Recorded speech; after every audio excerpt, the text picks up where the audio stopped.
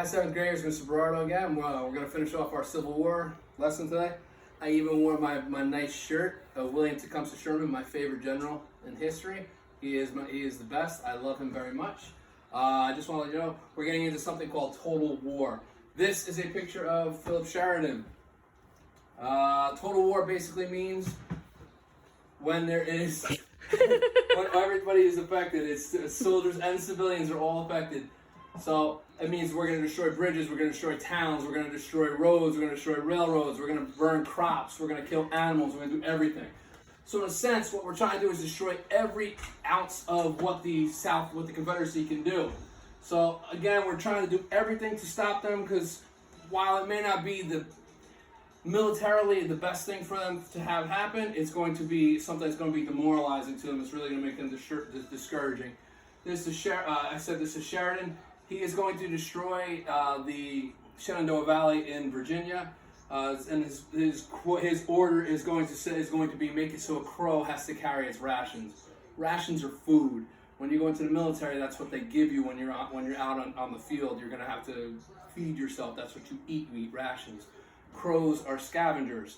So he's going to say basically, crows will eat anything. He said destroy everything and leave nothing left for the enemy to use. And that was his goal, and that's what he wanted to do. So if a crow is going to have to carry its rations, it's going to have to carry its food, because there's not going to be anything left for it to eat. Here's my man, William Tecumseh Sherman. He is the best. He is going to go through Georgia. He's actually going to go into Atlanta, and he's going to capture on September of 1864. Now, he gets blamed for burning Atlanta to the ground. There's rumors he did. There's rumors he didn't. Historical evidence is really saying that the Confederacy really tried to burn it down themselves so that the Union wouldn't have a hold of a major rail line or a major area in Georgia. But regardless, cool enough to sit there with a scotch in one hand and a cigar in the sand and just sit there and sip and watch it burn. He was awesome. I loved William Tecumseh Sherman. Read a lot of books on him. After that, he's going to begin his famous March to the Sea, where he's basically going to destroy everything in his path. He's going to take all of the soldiers, cut a couple miles wide path through Georgia. He's going to burn farms. He's going to destroy livestock. He's going to destroy rails. He's actually going to pull up all the rails and burn all the wood that goes on the railroad, and he's going to make a fire out of that. He's going to put the rails on top of that, make it so it gets white hot, and just burn and twist the railroad ties around the tree, or railroad tracks around the tree, so they couldn't use them again, even if they lost. So the South is really going to have a hard time. Destroying homes, destroying the few factories that were there. Once he kind of just takes off on his own, and once he does that, Lincoln gets reelected. And this is, we're talking now getting into April of 1865. The end of the war is happening. Grant loses up to 60,000 men in different battles. The difference is he can replace them. He's getting fresh recruits. The South cannot replace their soldiers, so they're in big trouble. Lee digs in Petersburg. We lay siege to it. We hold it under siege for a couple months. He escapes. He pulls into a town called Appomattox Courthouse. Richmond falls, and sorry, I got a little ahead of myself. April 2nd, 1865, Petersburg falls. The capital falls, so we've met our three goals. And Lee puts his troops into a small town called Appomattox Courthouse. He's surrounded. He can't do anything. The Civil War would not have lasted long if Robert E. Lee was not as good a general as he was. He kept his men together. He kept his men going, and he kept them from surrendering much earlier than they could have.